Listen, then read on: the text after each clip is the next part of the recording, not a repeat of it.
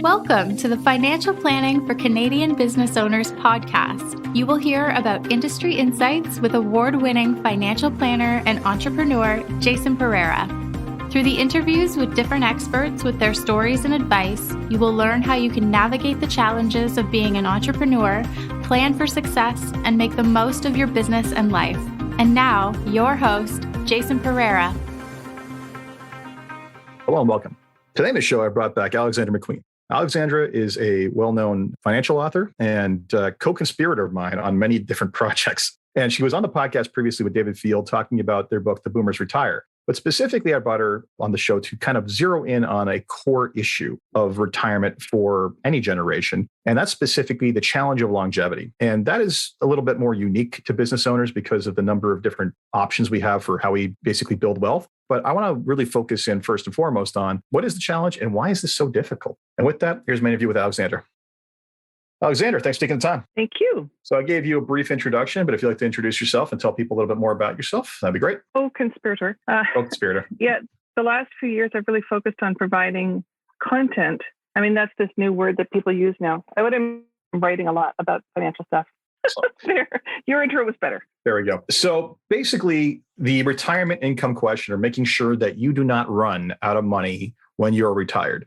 That sounds like a simple premise, but frankly, it has actually been called by Bill Sharp, Nobel Prize winner, Bill Sharp, that is, the dirtiest problem in all of finance. And I like to basically, when people say, well, why is this that big of an issue other than the anxiety it causes within me? I say, well, here's the situation.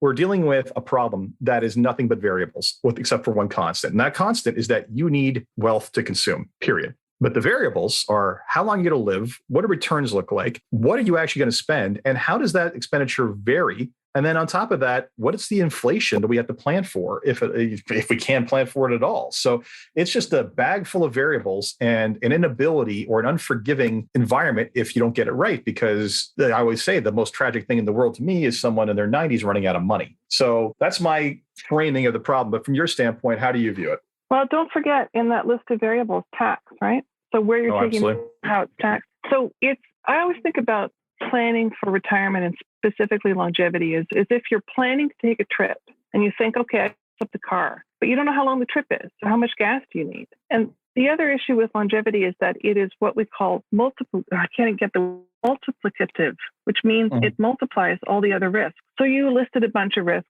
things like inflation, returns, all of those things are multiplied, or they're made larger in the presence of longevity. So if your returns are substandard, but your life is short, then it doesn't matter. If inflation is high, but you only live a few years in retirement, inflation doesn't have the chance to eat away at your retirement income or your savings. But if it's a long time, then all those other risks are made larger by the fact that you are living a long time. And it's, as you just said, it's a bag of uncertainty. Yep. So let's talk about how this problem has evolved over time, right? So, we can think back to what retirement meant. And actually, let me just take a step back on this.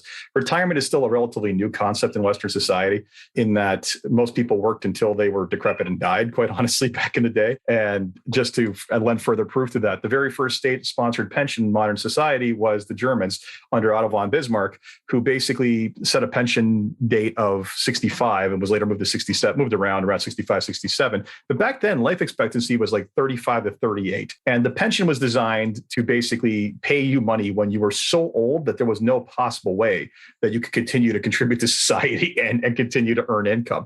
So that's a fast forward to today where it's all about freedom at early ages and this concept of enjoying your golden years, which our industry has sold to everybody. Talk to me about how the key factors that have changed between Otto's days to now. There's so much to say. I mean, you talked about life expectancy under von Bismarck. It was around that 35, 45-year age. So thinking that's life expectancy at birth. So when we talk about longevity, what do we actually mean? So there's there's several different ways to measure it. So there's life expectancy at birth. So if somebody is born in 2021, they expected to live. Well, they haven't lived any of those years yet. So it's obviously a projection. But life expectancy increases as you age. So even under an 1880s Germany, if people live to age 45, it's not as though everybody died at 45. Some people lived beyond that. And if they did, then they had living to a very advanced old age. And it was at that very advanced old age that Bismarck said they would be eligible for a pension. So one of the things that you need to understand about longevity is at what point are you measuring it?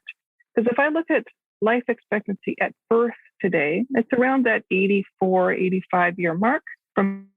But if I look at, you know what, it's lower, it's around 81. That's the whole point. If I look at life expectancy at age 65, you'll notice it's 5 or 6 years longer. So what happened? How did I grow 5 or 6 extra years? It's because the population on which that's being measured, all the people that died early are now out of the pool. And it's just like survivor bias in our mutual fund world. Exactly. It's funny because I like to basically say it's kind of like life expectancy is a 50% probability, right? So odds are half the population will die before that. Odds are half will die after that, even though someone once debated me on this, which I thought was hilarious. But it's a measure at your current age, like what you're expecting. And I always liken it to the dog at the mechanical rabbit at the dog track, in that you don't really ever catch life expectancy. Because if you manage to be like, okay, great, my life expectancy was 81 at birth, I'm at 81. It ain't like you're dropping dead there. Your life expectancy is now 87. So you're short of you being on your deathbed where you're about to die, where your probability of life expectancy drops to literally 0 or minutes. That's always a number in the distance, not in front of you. Well, here's another analogy that might resonate for some of your audience. It certainly did for me. I have 2 kids. And of course, when you're pregnant, you have a due date. But that due date is just the same thing. It's a median expectation of how long the pregnancy will last. So there's actually a huge variability around due dates for humans. And how you know that is that once upon a time, Sears, that's another whole conversation. But once upon a time, you could set up a baby registry at Sears.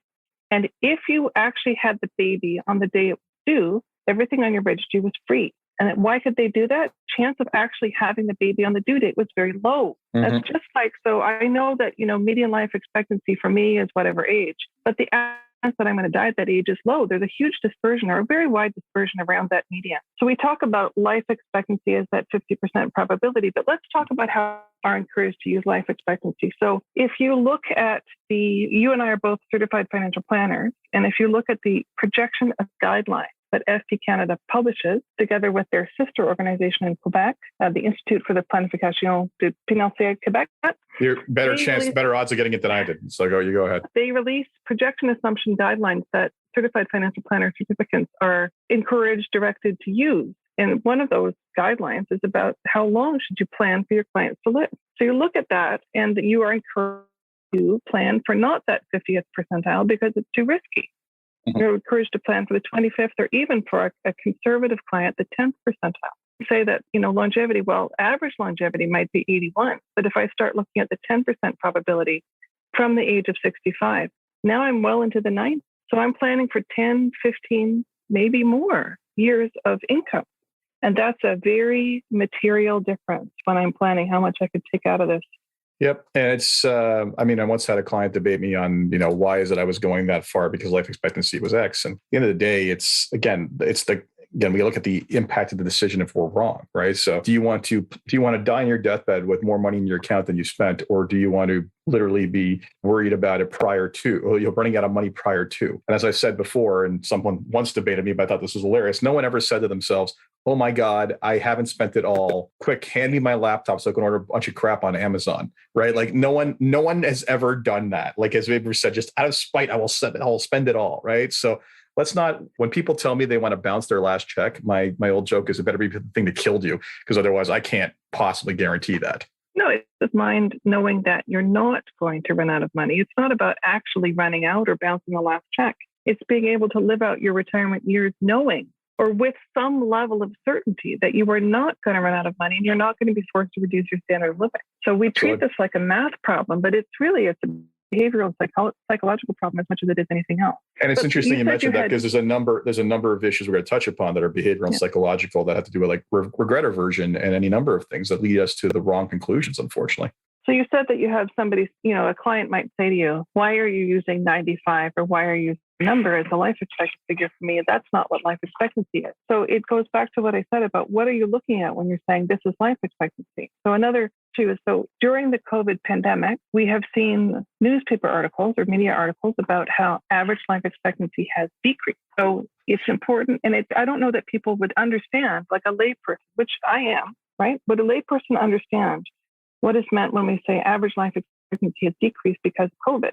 That is what's called period life expectancy, which is if the conditions that prevail now in this period continue, then life expectancy will be impacted. But we are not, in fact, expecting COVID to continue killing people at the rate. That sounds so morbid, probably appropriate for this podcast. But we are expecting that the deaths from COVID will trend down. We have a vaccine, so we are not expecting that the tremendous mortality increases because of the pandemic will continue. But I don't know that you would understand that by just seeing a headline or glancing at. So people come into these conversations with very different ideas, and they're supported or not supported by all the different things they're reading. Well, that's the thing, right? So just like to say that the changes to mortality are going to stay permanent presumes that nothing changes now. The other issue is that, so another one that people look at is the opioid crisis. Yes. It does increase life expectancy, absolutely, as a population, but it does not affect my longevity. So if I'm not an opioid user, I am not actually impacted personally for my own personal life. So even though life expectancy might be declining around me, that's kind of an economic problem, obviously a social problem. But it doesn't mean that I can suddenly, oh, look, average life expectancy decreased by 15 months because of the opioid crisis or because of COVID. I can knock 15 months of income off my income plan. Yeah. Well, I mean, consider the gains in mortality from the decline in smoking over the last 20 years, right? If you were a non-smoker, your gains in mortality were minuscule. However, if you were a smoker, which was a large percentage of the population, then yours were increased. And if you were born in that period, which made where smoking was less socially acceptable, and therefore you were likely to remain a non-smoker your entire life, those gains, let's say you were 50-50 odds that you were going to smoke or not. Like those gains now become static. It becomes a gain for sure. So this is all statistics, right? So it's the old, I hate to quote Twain on this one, and there's lies, damn lies, and statistics, but the reality is no one's an average. And I keep saying this all the time. No one's an average. Now, the average information is absolutely useful in informing our decisions, but we also look at the distribution and where you fall on that, on the spectrum of various factors that affect you. I mean, for example, we're not going to, as planners, if we have someone who's got a family history of advanced cancer killing them all off by a certain age, and this person's already had 3 forms of it and barely survived, I'm not going to plan for 110. Like, it's just not going to, like, the odds of that happening are pretty weak. Yeah, well, let's go back to that idea of who are we looking at when we're talking about longevity. So I mentioned those projection assumption guidelines. Those are actually for what we think of as healthy retirees. So if you look at the population life tables, so those are the tables of data that are used to make their projections. If you look at the tables that are used by FP Canada and the IQPF, it is for pensioners. So those are people who have already lived to retirement, and they are presumably healthy because they're continuing to be alive. And so what that means is that the numbers in those tables are actually quite different from what we call population life tables, which is the life expectancy for the entire population, which includes people in poor health. So as a rule, people who seek out retirement planning advice are people who anticipate living long lives and who are positioned to live long lives. They have money, they have assets, they're seeking out advice.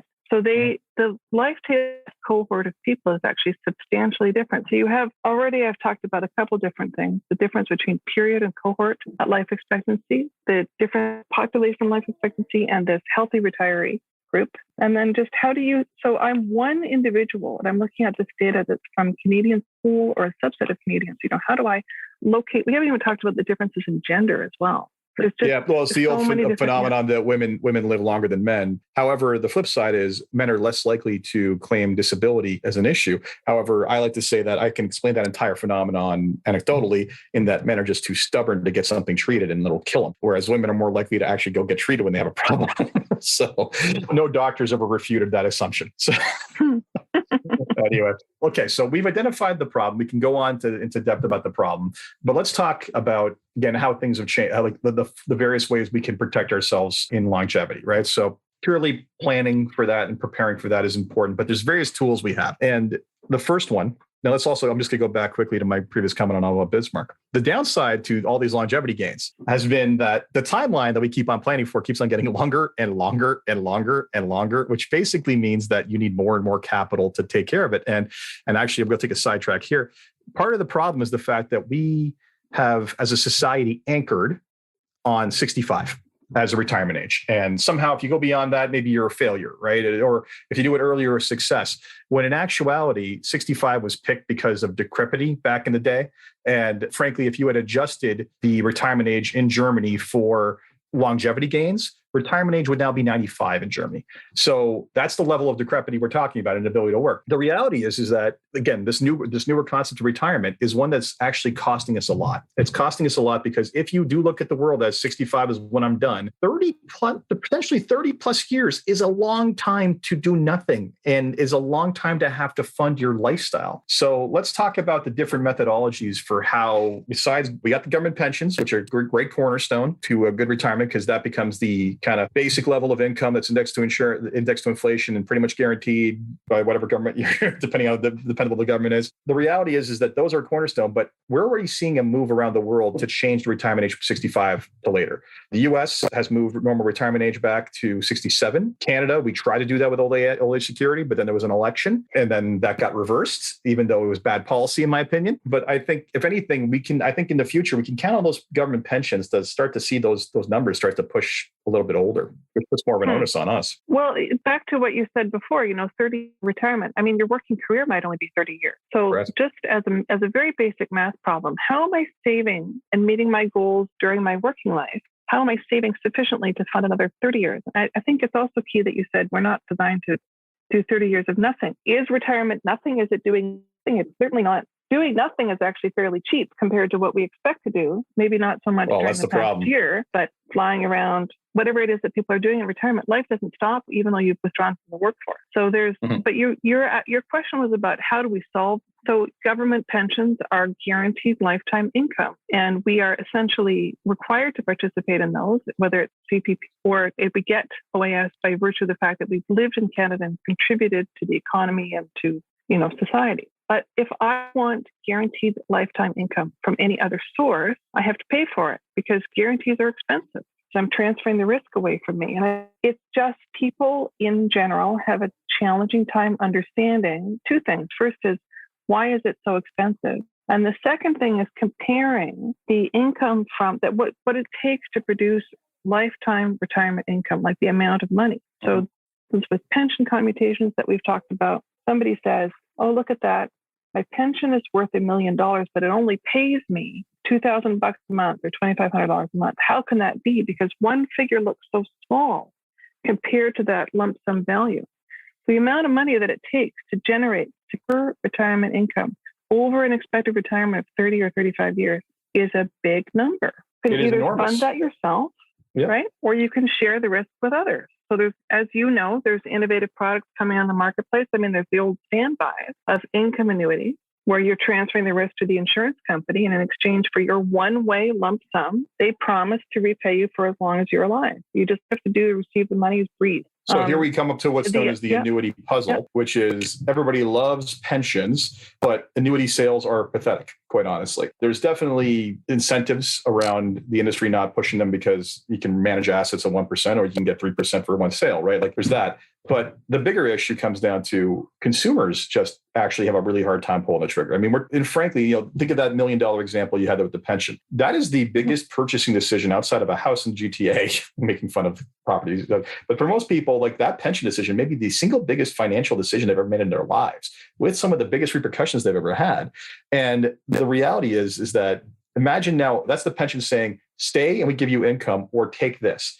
Now flip that around. You've saved $1 million and we can give you X amount per month. I have never encountered anything but resistance to that recommendation. So, but it's hilarious. If you ask people, would you like to, if I could get you to join the teacher's pension plan, the Ontario teacher's pension plan tomorrow, would you do it? And they're like, oh God, I'd love to. And it's like, but kind of giving you that opportunity now, you just don't want to take it. But you can see the framing around pensions versus annuities is very different. So the pension, I purchased it over a long period of time. It was contingent with my workforce participation. My employer kicked in and plans. I didn't participate at all. The employer paid it all. And then I get this benefit when I retire versus I saved all by myself. Nobody helped me. And now I have to give it all away. So I just feel like even though structurally the income coming into my account is very similar, it's very, very different. Well, we'll call it regret aversion, right? At the end of the day, you're changing one large purchase decision for a lifetime of tiny purchase decisions. And that is far more easy to live with.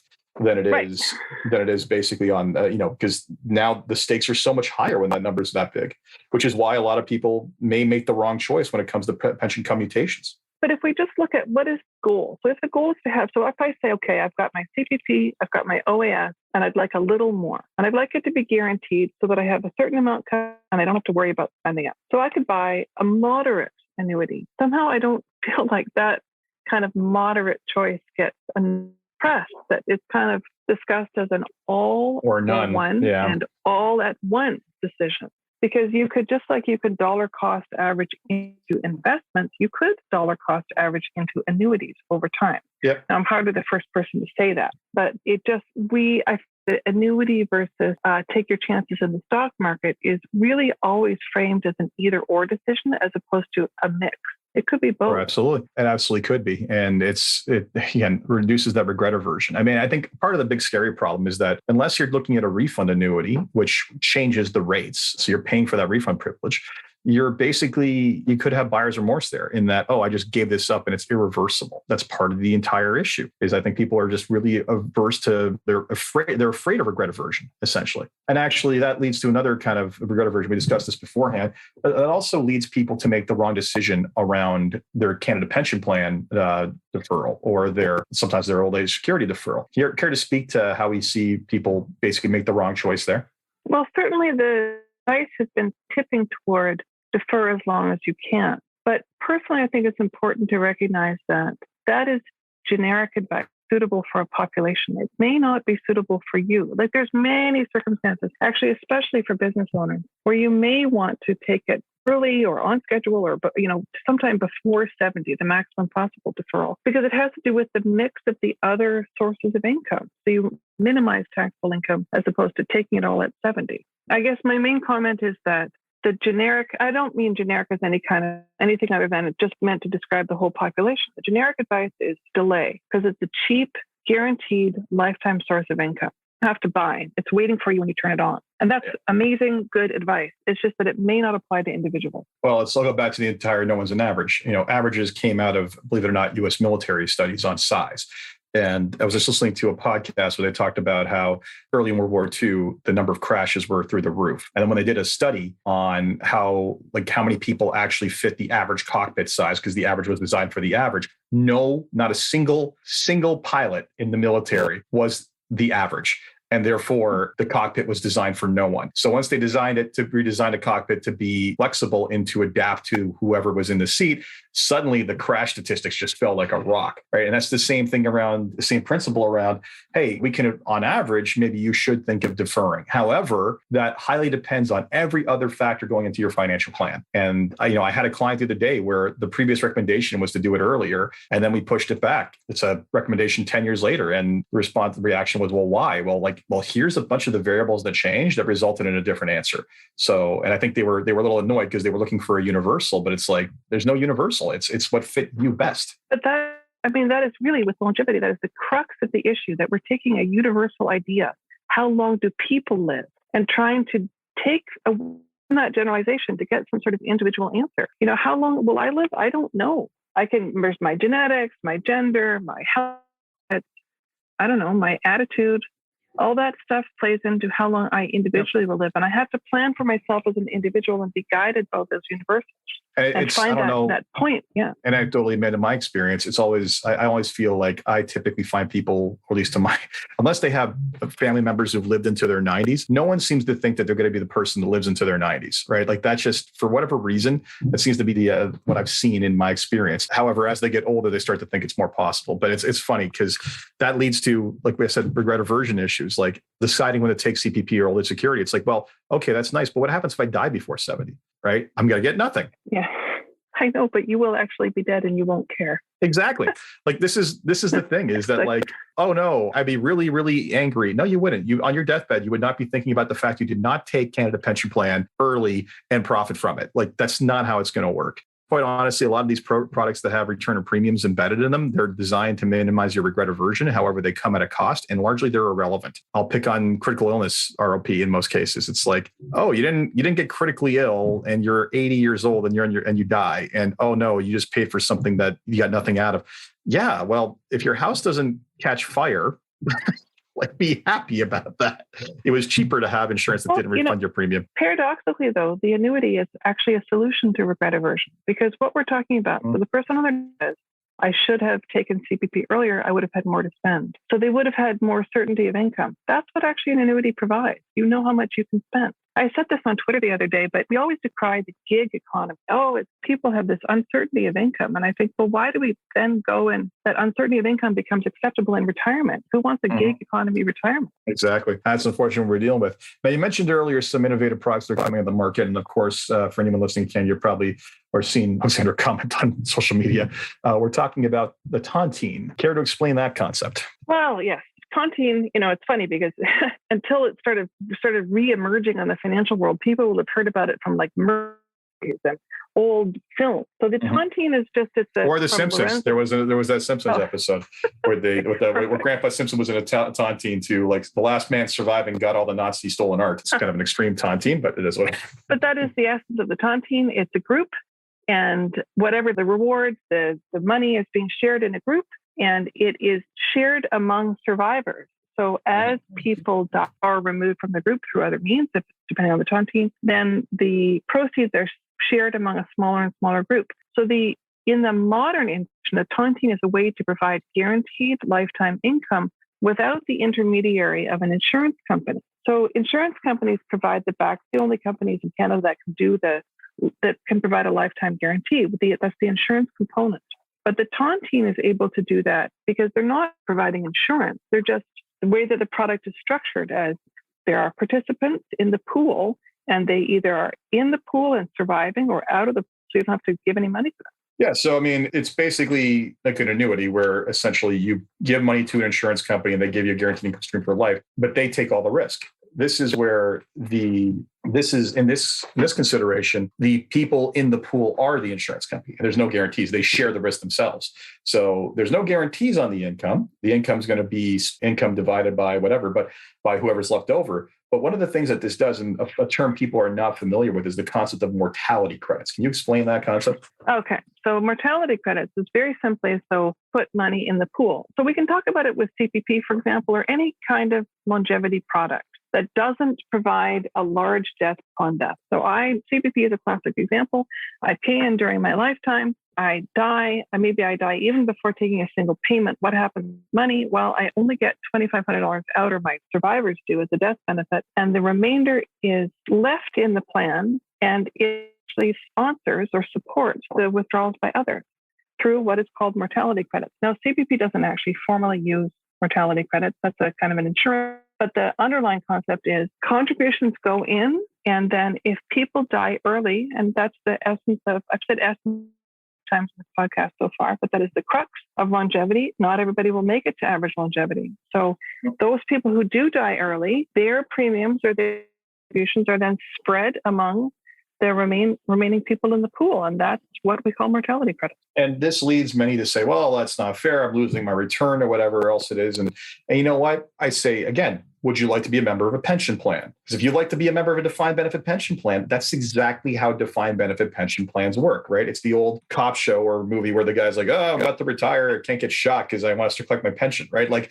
the reality is, yeah, unfortunately, the probability of a cop dying the day after he basically starts his pension is pretty slim, but it does happen. And in that case, it's a mortality credit, right, to everybody else. And at the end of the day, it's no one likes to lose that bet. Right. But really, you're not entering in that bet because you're so afraid of losing it. You're entering in that bet because the cost of winning that bet, if you're not of basically having the event where the bet would pay off, is so enormous that you're going to benefit from it. It's like life insurance, right? You don't want to lose the bet on life insurance. But the reality is that, especially from a protection standpoint with your family, if you don't have it, the repercussions for your family could be substantial, right? So it's like anything, it's like any other form of insurance, but in this case, without insurance. Well, and you can tell what the benefit of mortality credits is if you simply look at what a GIC pays. So a GIC has a level of risk to an income annuity in terms of the guarantee for the income, but it pays just a tiny fraction of what an annuity purchased, particularly as you age. So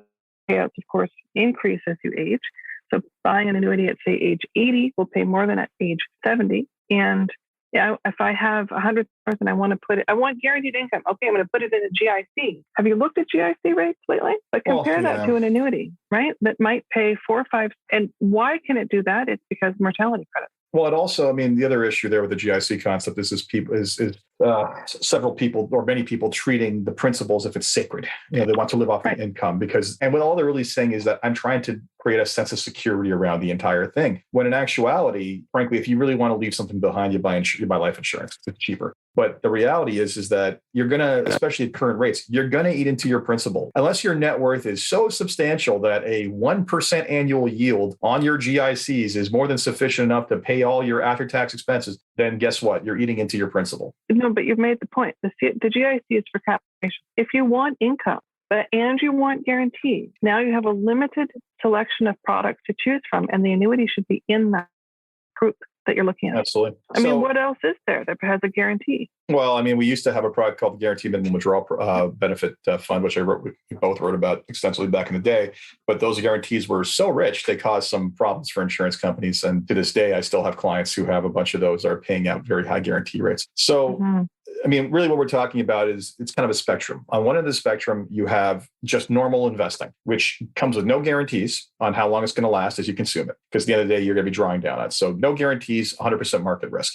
On the other end of the spectrum, you have the annuity, which basically is a zero risk, essentially, well, potentially zero risk. We'll talk about insure risk if we need to, but we have basically, okay, I've created certainty around income stream now, and someone else is taking that risk on for me. Of course, they are charging. I can get into that later, but point is, there it is. And then you have this middle one now, which is the tontine, which says, hey, you can take on the risk the insurance company was taking on, but still benefit from mortality credits. And it gives you basically not a guaranteed income stream, but an income stream where you do benefit from the mortality credits that an insurance company was going to give you by way of the annuity. So when you factor in the fact that insurance companies got their profit margins, that's now stripped out of it. And the other piece is, I think it was, I'm not sure if you were there, it was an IFID conference. I believe it was Don Ezra who talked about a study out of the US that showed that the average expected rate of return on an annuity was about 97 cents on the dollar for the average person, right? And again, the insurance company is taking the reward for basically taking a price for essentially guaranteeing you and immunizing you against any running out of money. Whereas now that risk and that profitability is all back in the pool. Well, let's talk about when you say that the tontine is not guaranteed. I want to just dig in a bit. So when you buy an annuity, the amount is guaranteed. So you can buy all kinds of different riders, cost of living riders, guarantees, and so on. But I buy the annuity, whatever the agreement is, that money is coming into my account every month as long as I'm alive and breathing. And then potentially as long as the survivors. With a tontine, we say that it's not guaranteed, but that doesn't mean that no income is coming out. It just means that the amount is uncertain. Correct. Because at the end of the day, it's always going to be a percentage of the pool. Correct. So it's not as though there's nothing coming out. It's just that the amount is unknown because there is no guarantee. It doesn't operate in the same way. But every year it pays out to a smaller and smaller proportion of people because of mortality. So you look at that and say, how it works. That's different from an insurance company paying the guarantee no matter what. But it doesn't mean that it's riskier, right? It's not the same as an annuity, but it doesn't mean that it's, from an income point of view, it doesn't mean that it's an unsuitable product. And going back to the premise of the podcast, from a business owner standpoint, this is further convoluted by the fact that when we start throwing in holding companies and other structures into place, then the tax implications of these products or the number of different ways we can hold these things increases substantially. So there's a lot of different options there. The reality is, and we've talked about this now too, the tontine's so new, we don't have a framework for it, but ideally someone's going to solve this with a math equation as to what is the combination of the three types of products, given the current levels of return and the specifics of the client that basically give us the highest probability of never running out of money. And that's going to be an interesting... An efficient tontine frontier? An efficient tontine frontier, or similar to Quima's previous work on the RSQ score. Let me plug into variables in a calculator or financial planning software, and I want the Monte Carlo score to now be 99, 95%, whatever it is. What combination of these three types of guarantee or longevity products is going to basically result in me having that score? That's what I need to know. So it's still early. So overall, I think if I'm going to sum up the message of this, is that longevity planning is problematic. There's a lot of variables. There's a ton of decisions, everything from pension start dates to the mix of products you have. Never mind, we didn't even talk about asset allocation as well. And we didn't really cover before we do, let's cover this retirement risk zone. Let's talk about what that is, because that is a very important concept. Right. Well, again, in a nutshell, so think, okay, so I need to do my retirement income starting at age of 65 or 67 or whatever the date is that I've chosen. So what do you need to do before that? You may think, oh, my investments invested how they are. If you are heavily invested in equities and we go through a 2008, then you may have a material difference in the sustainable retirement plan over the long term, because you're starting to withdraw when markets are down. So if you experience a big loss, 30%, 40%, and you start, i.e. you retire, then the sustainability of those withdrawals is diminished. So what you need to do is think about yourself as preparing for retirement when you're in that retirement risk zone, which is probably 5 years before retirement starts and 5 years before and 5 years after, a 10-year window. Yeah, I've seen a 10-year to 20-year frame done as to when this is. And the reason why those years are so much more sensitive is because, well, I mean, you're in the last 5 to 10 years before you actually make the decision to turn off the income tap from working. And in that first 5 to 10 years of retirement, that is your longest period. That is the front edge of the wedge in terms of how much time you have to do it, right? So it's the first. So 10 years down the road, 10 years in retirement, your timeline is now shrunk. Your timeline is now shrunk. So therefore, the nest egg only has to provide income for a shorter period of time, and therefore is not as, believe it or not, sensitive to market shocks. Where a big market shock early on, where you're still drawing down, in simple principle, you're down 30%, you need to draw 4% or 5% to sustain yourself. Now you're down 34, 35%, which makes the recovery even harder. So, there's any number of tactics for how to deal with that. They're beyond the scope of this conversation. But the point is that I think the reason I bring that up is this is a topic that anyone who's in that 5 to 10 year zone of before they're thinking about retiring, or anyone who's in that 10 years after retirement, needs to be very aware of and needs to be very concerned with. And I think the never-ending bull market we've had in the last 10 plus years has lulled a lot of people as to the risk of that, but it could vary. If you retired with just enough last week, there's, based on where all the inflated values are around, this is a very dangerous place to be, quite honestly. Well, I think that what you said earlier is that eventually we'll have math problem. You can bring out your financial calculator and press a button and it'll say, okay, this is the optimal allocation between all these different products to give you the optimal retirement for your circle. So there's the math problem side of it, but then there's the psychology and behavior part of it. So even if I had the perfect math answer today, I don't know that would solve half the problem. Because the other half is having people be satisfied with the number that comes out of the calculator. And that's a planning function, or that's a function of financial planning, which is all about you as an individual. Absolutely. So perfect. So before we wrap up, where can people find you, Alexandra? Oh, the place I hang out the most probably is Twitter. You and I both. Yeah. So, and I've been on Twitter for a long time. I guess, I don't know, maybe Twitter names are harder to get, but I am Money Gal on Twitter. That is the place to find me. Excellent. Alexandra, thank you so much for engaging in this conversation. Thank you, Jason. So that was my interview with Alexandra MacQueen on the concept of longevity planning. As you can hear, there's no real definitive answer around this because, frankly, every situation is unique. And as I said earlier, when you're a business owner, all the different things we talked about just compound and become even more difficult because the number of possible pots to draw from and the implications of each of those increases as well. So bottom line is get help. As we've always said in this podcast, is that don't take this lightly. Nothing breaks my heart more than talking to families whose seniors in their 80s and 90s are running out of money. So don't let yourself be one of those. As always, if you enjoy this podcast, please review on Apple Podcasts, Stitcher, Spotify, or wherever you get your podcasts. And until next time, take care.